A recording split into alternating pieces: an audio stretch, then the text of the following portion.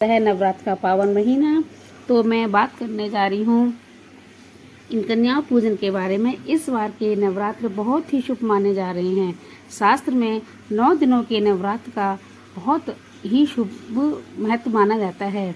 कहा जाता है कि 8 दिन के जो नवरात्र होते हैं वो अच्छे नहीं माने जाते और 9 दिन के नवरात्र शुभ माने जाते हैं, और जब 10 दिन के नवरात्र होते हैं तो वो अति शुभ माने जाते हैं।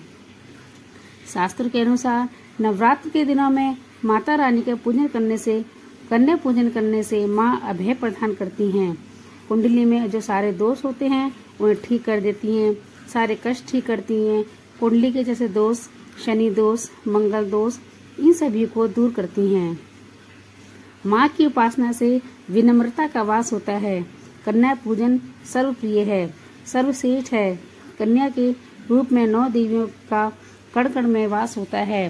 कहते हैं कि 84 लाख योनियों में जो वास होता है वो ही कन्या पूजन में ही देवियों का वास होता है। कन्या पूजन जब करते हैं तो देवियों को, कन्या को अपने घर में बुलाइए, उनके पैर धोइए और स्वच्छ बिस्तर बिछाकर और आसन बिछाकर उनमें कन्याओं को बिठाइए और श्रद्धापूर्वक पूजन कराइए।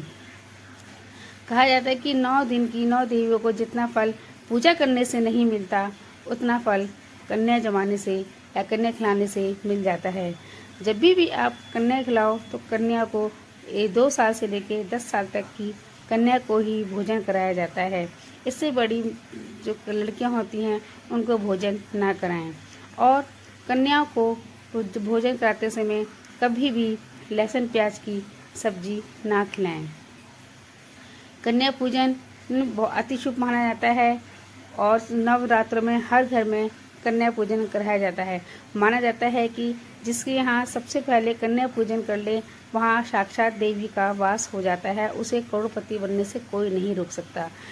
और कन्या को कभी भी ऐसा खाना ना खिलाएं कि कन्या रुष्ट होकर और तुम्हें आशीर्वाद देकर ना जाएं।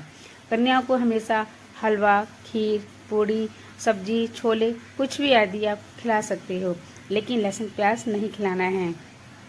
कन्याओं को गिफ्ट में आपको कभी भी कुरकुरे दान नहीं देने चाहिए, भेंट नहीं करने चाहिए, क्योंकि कुरकुरे में हमेशा लहसुन प्याज होता है जिससे कन्या रुष्ट हो जाती हैं और लक्ष्मी का वास नहीं होता है। कन्याओं को हमेशा ऐसी चीज़ दे दीजिए जिससे कन्या प्रसन्न हो। कन्याओं को दक्षिणा दीजिए, कन्याओं को वस्त्र आदि दीजिए, कन्याओं को हमेशा श्रृंगार का सामान अवश्य दीजिए। और जब कन्याओं को जब आप भोजन करा दें तो उसके बाद कन्याओं को लाल चुन्नी उनके सिर पे ओढ़ाइए। कहती हैं कि क्योंकि 9 देवियां माता का रूप होती हैं तो ऐसा करना अति शुभ माना जाता है। और कन्याओं को जब भोजन वो कर लें तो उनको भेंट देकर उसके बाद उनके पैर छूकर उनका आशीर्वाद लेने के बाद ही कन्याओं को घर से विदा करना चाहिए। और कन्याओं को कभी भी रुष्ट होकर नहीं भेजना चाहिए। कन्याओं को हमेशा हंसते रहना चाहिए, मुस्कुराते रहना चाहिए।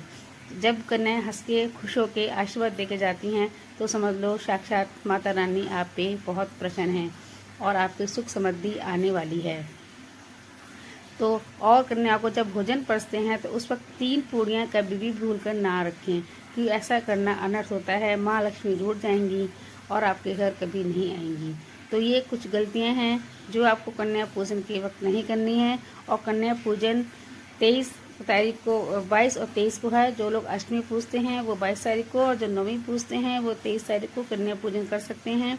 तो 2-3 कन्या पूजन मनाया जाएगा। 23 तारीख अष्टमी और 22 तारीख अष्टमी और 23 तारीख नवमी को 2 दिन कन्या पूजन करा जाएगा। और जिन्होंने कन्या माता रानी स्थापित कर रखी है तो इस बार कन्या नवरात्र पूरे 9 दिन के हैं, तो माता रानी को जो आपको विसर्जन करना है तो वो 24 तारीख को करना है। 9 दिन तक अपने घर में ही माता रानी को रखना है। तो ये थी मेरी वीडियो। ये कुछ गलतियां हैं जो आपको बिल्कुल नहीं करनी है, ये मैंने आपको बता दिया है। और ये थी मेरी वीडियो। मेरी वीडियो कैसे लगी तो प्लीज़ मेरी वीडियो लाइक कीजिए, सब्सक्राइब कीजिए और मेरे कमेंट में जय माता दी